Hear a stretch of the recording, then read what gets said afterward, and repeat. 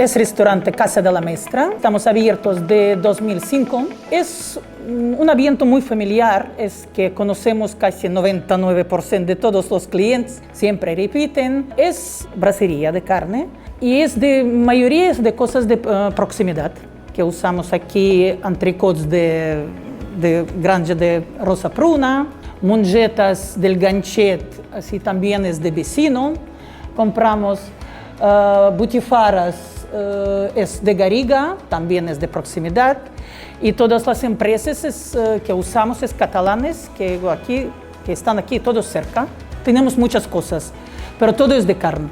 Y tenemos aparte una brasa muy pequeña, pero para cosas vegetarianas. Hacemos hamburguesas vegetarianas, hacemos verduras especialmente para ellos, para no mezclar brasa de carne y vegetarianas, sí.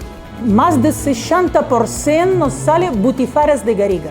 Son muy famosas y, no sé, le gusta muchísimo a la gente.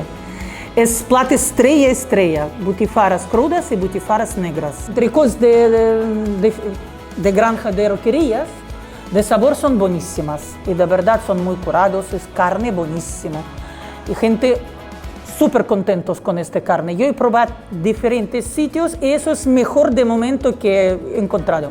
Acompañamiento de nuestra carne, mayoría es, patatas frigidas es típico de todo el país, pero usamos muchísimo monjetas del Ganchet. Gente están locos de estas monjetas. También si hay algunos que quieren ensaladas, escalivada también. 90% de nuestros productos que usamos es de proximidad. Yo creo que con el territorio que tenemos aquí ganamos muchísimo. Porque primero que claro que es pueblo, es muy seguro para los niños y como que tenemos parque infantil enorme y más a más que tenemos animales como un zoo, una miqueta. Yo creo que por calidad que tiene esta carne, claro que está una mica más caro que de supermercado, claro, pero calidad y precio sí, yo creo que está perfecto.